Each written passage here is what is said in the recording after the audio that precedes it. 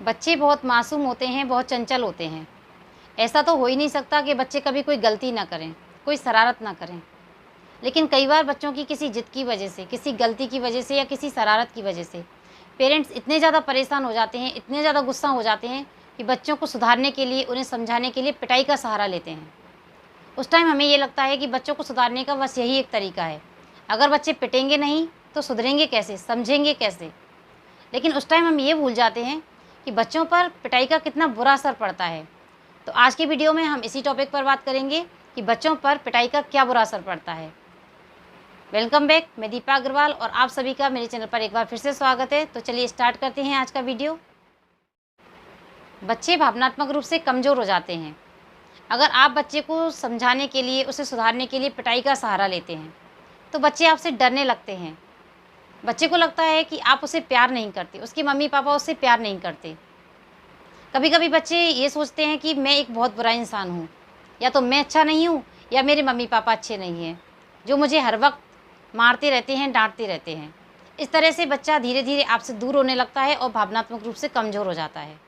बच्चों के आत्मविश्वास में कमी आती है। अगर आपको भी यही लगता है कि बच्चों को सुधारने का यही एक तरीका है, इसी तरह से बच्चों को एक अच्छा इंसान बनाया जा सकता है, तो आप बिल्कुल गलत सोचते हैं।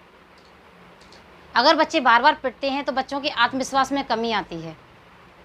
बच्चों को लगने लगता है कि कोई भी गलती होने पर उनकी पिटाई होना तय है। तो ऐसे में बच्चा कोई भी काम करने से पहले डरने लगता है। वो काम शुरू करने से पहले ही डर जाता है कि अगर गलती हुई तो मेरी पिटाई होगी। तो इस तरह से वो कोई भी काम करने से बचता है। और आप जितना ज़्यादा बच्चे को मारेंगे वो उतनी ज़्यादा गलतियाँ करेगा।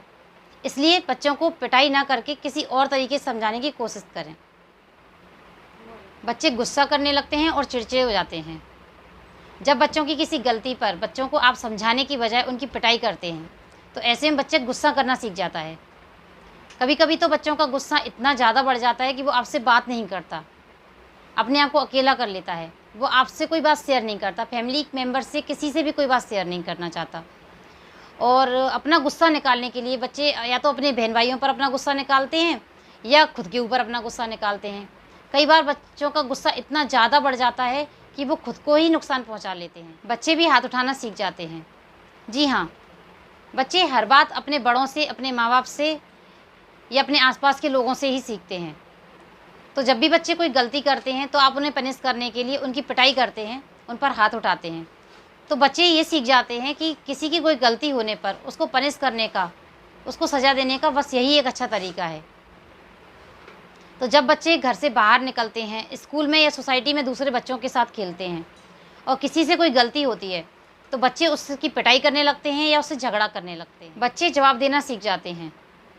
जी हाँ, अगर आप बच्चे को सुधारने के लिए उस पर बार बार हाथ उठाते हैं तो स्टार्टिंग में तो बच्चा आपसे पिट लेता है, पिटाई सहन कर लेता है, लेकिन बाद में बच्चे जवाब देना सीख जाते हैं। वो आपसे मुंह चलाते हैं।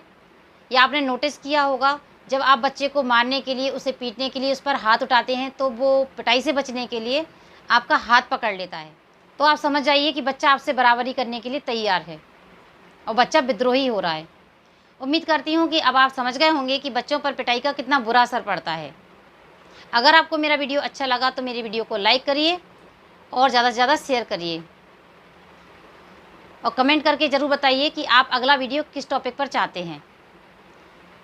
अगर आप मेरे चैनल पर पहली बार आए हैं तो मेरे चैनल को सब्सक्राइब करिए और हाँ, बेल आइकन को प्रेस करना मत भूलिएगा, जिससे आपको आने वाली वीडियोज़ की नोटिफिकेशन मिलती रहेंगी। Thank you.